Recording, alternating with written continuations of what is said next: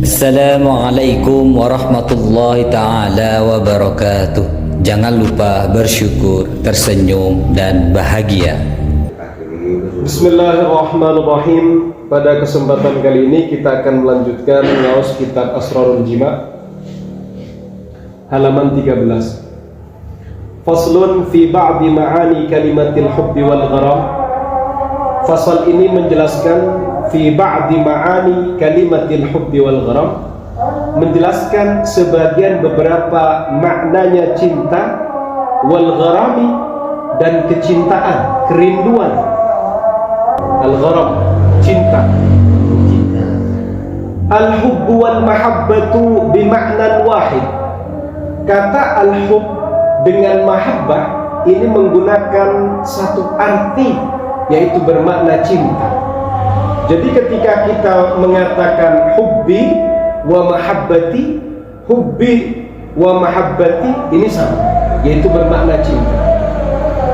Wal mahabbatu, adapun mahabbah, apa sih yang sebenarnya yang dimaksud dengan mahabbah, cinta? Al mailud daim bil qalbil haim, yaitu kecenderungan yang ad-daim. Ngerti kecenderungan yang ad-daim? Selalu condong begitu. Bil qalbil haim, dengan hati al-haim yang apa ya, dalam bahasa cinta bergelora. Begitu. Ini menurut sebagian ulama. Wakila konon muwafaqatul habibi fil mashhad wal maghib, yang dimaksud cinta menurut sebagian ulama adalah muwafaqatul habib fil mashhad wal maghib, baik dikala engkau sedang tampak atau sedang tidak tampak, maka antara pecinta dengan kekasih ini selalu satu visi dan misi, satu ritme, selalu muafak. Kamu suka tahu? Tidak suka tahu? Suka. Kira-kira istrimu suka apa? Kurang tahu. Berarti kalau nanti istrimu tidak suka tahu, berarti tidak ada muwafaqah. Perlu dicurigai istrimu cinta apa enggak sama kamu. Menurut definisi ini harusnya juga cinta dengan tahu. Suami tidak punya uang, kira-kira istri sabar apa enggak?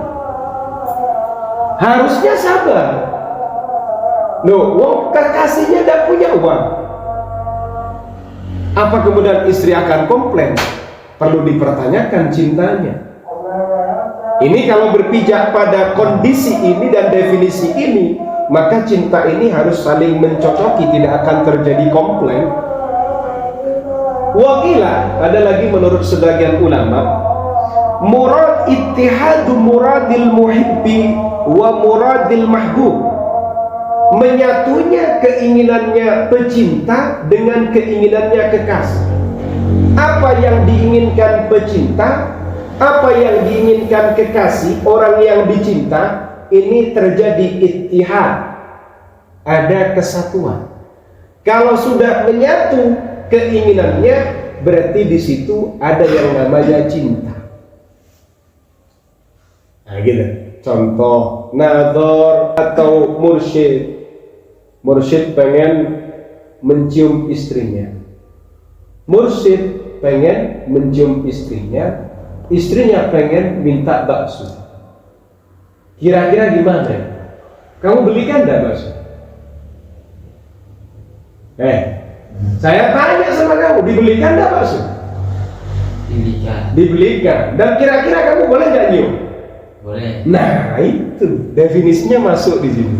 Watilah istila'u zikril mahbub wa sifatih ala qalbil muhib. Menurut sebagian ulama, yang dikatakan cinta adalah menguasainya ingatannya al-mahbub, wa sifatih, dan juga sifat-sifatnya ala qalbil muhib, pada hatinya pecinta. Jadi orang yang mencintai ingatannya itu terkuasai untuk mengingat kekasihnya dan juga sifat-sifat kekasihnya. Makanya ada lagu, mau makan ingat kamu, mau tidur ingat kamu. Ya, ini definisi cinta. Makanya orang mendefinisikan cinta itu beragam, sehingga ada definisi yang perlu dipertanyakan, ada definisi yang mungkin kita terima atau mungkin sebagian kita menolaknya. Contoh kayak tadi itu, kita masih juga mempertanyakan definisi cinta. Kalau definisi cinta seperti ini, padahal juga tidak. Nu'man Nadhr cinta sama istri. Duh, kok tidak jujur? Kok kayaknya curiga mau nambah istri ini? Sebenarnya cinta apa enggak ini? Cinta ya? Tapi apakah kemudian ingatan kamu kepada istri ini akan menguasai kamu? Tidak. Loh, berarti definisinya tidak benar. Karena buktinya Nadhr hari ini sedang YouTuber, ingatnya dolar.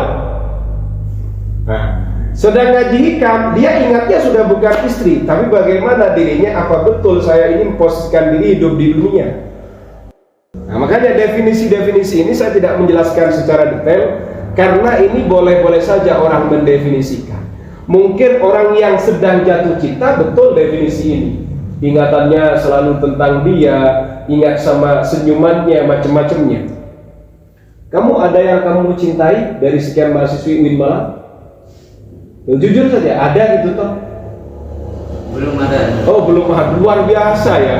Tapi di muka bumi sudah ada yang nempel sama hatimu, ada? Di muka bumi ini ada? Ada. Oh, ada ya. Terus apakah kamu ingat terus sama dia? Enggak juga. Berarti definisi ini juga salah. Nah, kan begitu. Padahal syaratnya definisi dalam kitab usul fikih itu harus jami, harus mani. Jami ini bisa menyatukan pada maksud yang mau didefinisikan. Mani itu bisa mencegah varian lain untuk masuk ke dalam definisi. Contoh kita sholat, ini kan jelas kalau sholat. Apa sholat itu, Mursyid? Apa sholat? Menghadap. Nah, sholat menghadap. Akhirnya kamu sedang sholat. Nah, ini sholat didefinisikan dengan menghadap. Ini tidak jami, tidak mani.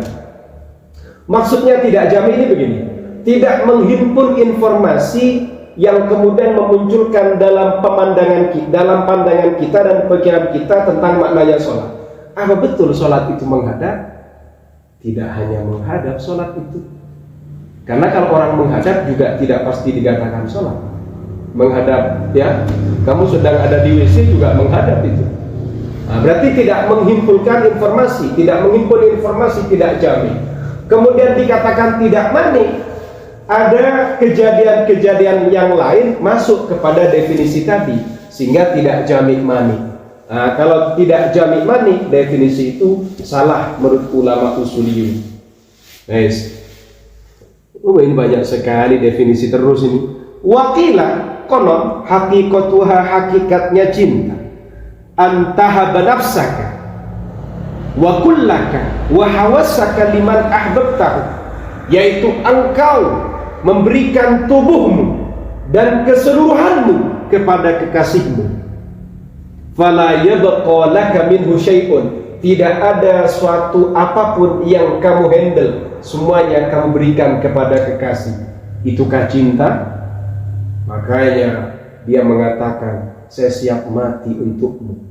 Jangankan uang, tubuh saya, kematian demi kamu. Wah, ini juga cinta. Tapi cinta yang model kayak gini tercurigai. Karena kalau kayak Nu'man Nadhr, tidak mau dia, yakin akan mau.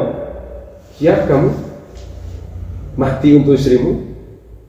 Udah sih, ngapain saya mati? Mendingan kamu yang mati, saya nikah lagi. Kan bisa jadi begitu logikanya.